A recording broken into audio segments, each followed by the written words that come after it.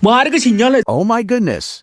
Alibaba and Meituan are going crazy with big discounts, and the food delivery orders are through the roof. I got a milk tea for free just by using a coupon. Can you believe it? Go ahead and get it yourself. If you have a receipt, just pick up. Bags and straws are over here. 昨天美团外卖被薅秃了，大家知道吗？ Meituan is getting hit hard with orders. Do you know what happened? People all over the country are ordering like crazy, and the servers crashed. Everything from milk tea to burgers and fries is free, plus there are huge coupons with no minimum order required. On July 5th, Alibaba's Taobao flash sale and LME suddenly launched Flash Sale Day with huge subsidies. Discounts like spend 25 and get 21 off and spend 16 and get 16 off mean you can eat almost for free. This news blew up online, and many people shared their orders, showing milk tea for 0 yuan and burgers for 4 yuan. That day, Meituan quickly responded by upping their discounts to spend 19, get 19 off. They had a ton of 0 yuan offers as well, and their order volume broke a record, over 120 million orders. It even caused their app to crash for a while. Later that evening, Meituan announced on Weibo that due to a sudden surge in orders, they had to temporarily protect their servers. For customers who couldn't place orders, the coupon expiration would be extended. Since the majority of coupons were for bubble tea chains, stores like Mishra Ice Cream, Cha Bai Dao, Starbucks, and Luckin Coffee were flooded with orders. 根本喝不完啊。 It was impossible to finish all the drinks. All the milk tea machines across the country were working overtime. The two giants gave the whole country free milk tea and food deliveries. The new epic food delivery battle has officially started. The blogger revealed that Alibaba's Taobao flash sale is offering discounts like spend 25 yuan, get 24 yuan off, spend 15 yuan, get 15 yuan off, and a newcomer red envelope offering spend 18, get 18 off. Meanwhile, Meituan took things further, partnering with several milk tea brands to offer 0 yuan milk tea. Some people have posted, saying they've already ordered all their meals for the week while staying up late. Some even managed to drink 2 cups of milk tea in one night, and a few experienced shoppers posted pictures of their fridges completely stocked with milk tea. The staff at milk tea shops aren't happy at all. Some stores had over 3,000 pre-orders, and some small shops with only 4 people made 3,000 cups in a day. The order systems crashed, and merchants couldn't keep up or even refused the orders. A worker from a well-known tea shop told the media that employees were working 14-hour shifts. The boss even had to pack orders himself. The order volume was 5 times the usual amount, and they couldn't keep up with the speed of incoming orders. One tea shop worker said they sold half a year's worth of stock in a single day. Netizens said that when they went to pick up their orders, the staff looked completely defeated. We really can't handle this. Just look at all these orders. We can't even find them in the system. Delivery drivers are struggling too. A driver named Lu Shu said the subsidies from Meituan were suddenly launched, and orders started flooding in non-stop. Let's stop ordering, all right? I can't even squeeze through, and I can't get any orders either. There are more customers picking up orders than we have delivery drivers. It's said that the reason for this massive delivery battle is because Alibaba added a 50 billion yuan subsidy and promised to match Meituan's orders within 23 months. On July 5th, they aim to surpass Meituan's peak orders, expecting between 90 million to 100 million orders. As early as July 2nd, Taobao Flash Sale had announced a 50 billion yuan subsidy plan. Meituan wasn't going to sit idly by either. On the afternoon of July 5th, they started giving out unlimited free meal vouchers, leading to the intense food delivery battle that night. For a long time, Meituan has been the dominant player in China's food delivery market, with a market share of over 70%, while LME only holds about 20%.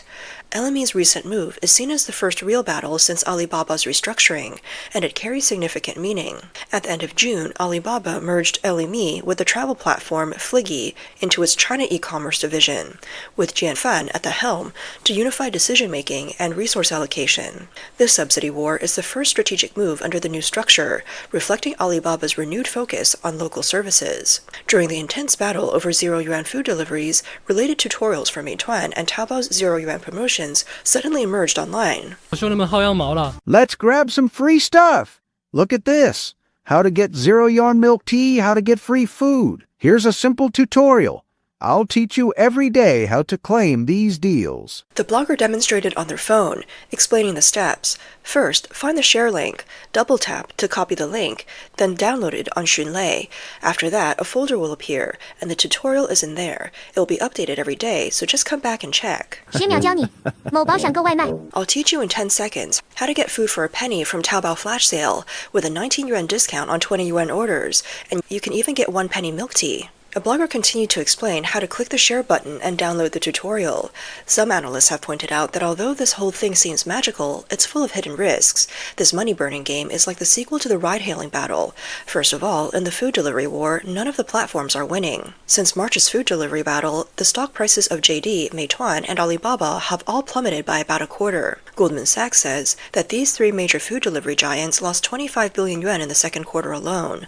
If this continues, Alibaba will lose 41 billion yuan in a year, JD will lose 26 billion yuan, and Meituan will earn 25 billion yuan less. On the other hand, businesses aren't laughing either.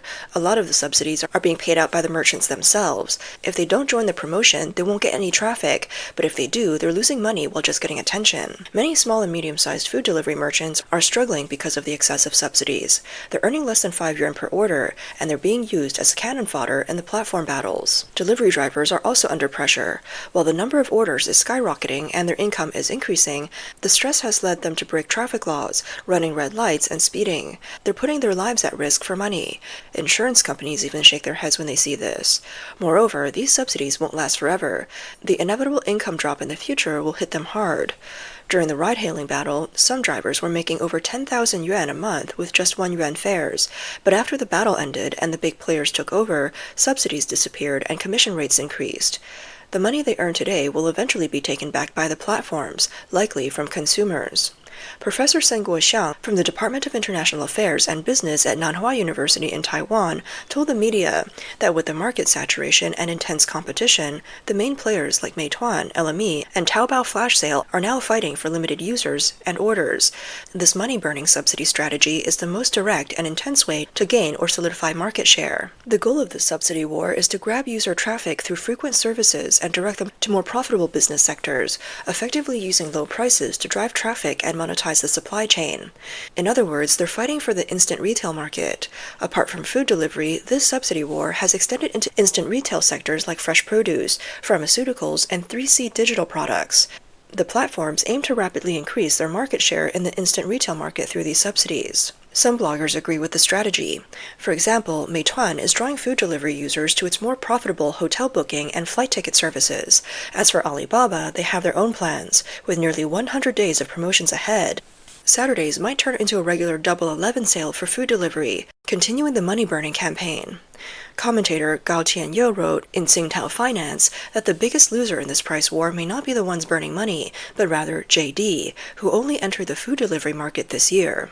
JD launched a 10 billion yuan subsidy plan to grab market share, but in the direct battle between the two giants, they're at a disadvantage. JD lacks a solid user base and doesn't have the resources to sustain a prolonged subsidy war. 现在京东就有点骑虎难下。 Right now, JD is in a bit of a bind. Its positioning in the premium delivery market is awkward. It's like a high-end restaurant selling spicy hot pot. If it's cheap, it can't make it work. But if it's expensive, no one buys it. Who orders food delivery from a high-end restaurant anyway? We just want something cheap. Meanwhile, Taobao Flash Sale and LME are teaming up, with Alibaba playing hardball. Their strategy is clear. They aim to break through JD's cash flow and push the third place. The blogger believes Alibaba is aiming to break the existing 70-30 market share between Meituan and LME, pushing it into a 50-50 split. This is a classic killing two birds with one stone. The platform's goal is to attract customers with low prices, locking them into their platform so they won't go to others. It's all about making consumers think that no matter when they order, they'll always get the best price on this platform. So after Alibaba made its move, Meituan also had to act. It had to protect its valuable high-frequency entry points and market share. The blogger thinks that the zero-yuan food delivery event on July 5th isn't the end of this price war, but the beginning of a prolonged battle. If these three companies' cash flows get hit, it's very likely that platforms like Pinduoduo and Douyin will jump in to cash out as well. In fact, in this food delivery war, Alibaba and Meituan are just competing within a self-destructive environment. The 6th meeting of the Central Committee for Finance and Economic Economic Affairs, held on July 1st, emphasized the need to regulate chaotic, low-price competition and curb the internal competition problem. JD has stayed out of the subsidy war, not directly engaging, but facing a difficult decision. If they joined in, they'll violate the central government's stance against internal competition. If they don't, they could lose all their early gains and risk losing market share to others. Professor Sun Guoxiang said that this model, where platforms burn money to gain market share, puts enormous pressure on their cash flow and profitability. No company can endure massive losses indefinitely. Once platforms can no longer maintain these high subsidies, or once the market structure is set, this model will either calm down or disappear. Right now, with China's economy in a difficult spot, these e-commerce giants would rather push the policy limits than stop their competition, using their last bit of strength to extract whatever they can from the market. In the short term, this competition may seem lively, but in the long run, it disrupts the market order. Where's all the money going to come from to keep burning like this? Once subsidies are gone, will consumers still be willing to pay? If consumers don't buy, how will merchants deal with the costs of low prices? If merchants aren't able to make money and aren't focused on quality, then if something goes wrong, who's responsible? In the end, it's the platforms that will bear the consequences. In fact, this isn't the first time that e-commerce giants have used price wars to grab market share. E-commerce price wars have been around since 2012. On August 14, 2012, JD CEO Liu Qiandong's two Weibo posts ignited an e-commerce rivalry. Liu said that JD would sell large home appliances at zero profit for the next 3 years, ensuring they were at least 10% cheaper than Gome and Suning stores. He also promised to have JD staff stationed at Suning and Gome stores to compete directly. Liu further claimed that if anyone found a higher price on Suning than JD, they would adjust the price immediately and compensate the customer with double the price difference. Liu even stated that all JD home appliances would be cheaper than both online and offline prices, and JD would offer bottomless discounts. If Suning sold something for 1, JD would sell it for 0. Following this, executives from Suning, Gome, and other e-commerce companies responded on Weibo, and a fierce battle in the e-commerce sector began. As companies like Dangdang and Yixun joined in, the skirmish turned into a full-blown war. At the time, founder Li Guoqing announced, "We're ready for battle." He said, "How can a price war be based on online prices being cheaper than offline? It's going to fight back with phones, computers, smart home appliances, and our flagship store for large home appliances. We welcome customers to compare prices." Yixun also joined in, saying JD's price comparison shouldn't be limited to offline companies. It should include online comparisons as well. They issued a challenge. Will JD dare to compete in a price with Yixun? Yixun claimed that from September of that year, they would start a large-scale promotion, offering large appliances and 3C products cheaper than JD. However, the trick behind the price war was soon revealed. According to data from e-commerce platform Yitao, just before the price war started in August 2012, JD raised the prices of some home appliances, only to lower them again later in a promotional event. For example, a Panasonic 55-inch LED TV was priced at 12,999 yuan on August 13th and 14th, then jumped to 20,999 yuan at midnight on August 15th, only to be reduced by 9,500 yuan, bringing it down to 11,499 yuan later that day. The actual price drop was yuan based on the price from the 14th. Perhaps because of its leadership role, JD Mall faced even more criticism. Yixun CEO Bu Guangqi, for instance, posted 3 updates in an hour and a half, calling out Liu Qiandong's price war and accusing it of being a marketing scam. At that time, this e-commerce price war left many consumers frustrated, especially when they noticed issues like price hikes and stock shortages. A survey on Sina Weibo microtopics on August 15, 2012, revealed that by that evening, 27,148 people, over 90%, believed that they were colluding for publicity, while only 2,831 people believed they were really in competition. Ultimately, the price war ended with JD issuing an apology statement on its official Weibo. JD explained that despite investing significant promotional resources during the e-commerce war, it had managed to operate large home appliances at a negative profit margin during the promotions. However, they admitted that a small number of home appliance products did not meet the promise of zero profit for consumers.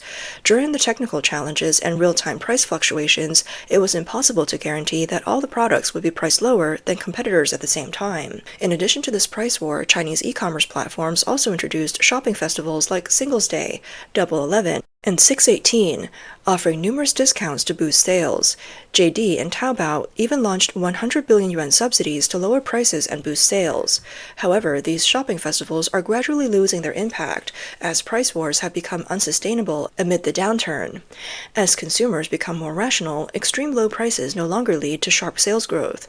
On the other hand, price wars have started to affect product quality, which is detrimental to long-term survival for brands and merchants. A representative from a well-known footwear and apparel e-commerce operation told Chinese media that they really don't want to engage in price wars. They said price wars don't bring any positive results, especially since the return rate for footwear is very high, especially for women's apparel. Competing solely on price not only cuts profits, but also doesn't address the core issue of inventory clearance. A clothing brand manager also mentioned that the return rate had drastically increased. While there are more competitors entering the market, platform return policies are particularly painful for brands. A seasoned e-commerce professional, Jia Zhen, with over 10 years of experience, said that if a product has a gross margin of about 50%, it's still possible to make money during Singles' Day. However, if the margin is below 30%, there's no point in participating. With a spend 300 get 50 off coupon, a 10% discount, shipping insurance, and additional costs, a 30% margin is simply not enough to cover it. Operators of Taobao and Tmall women's apparel stores said their sales were poor, visitor numbers were down, and operating costs had increased.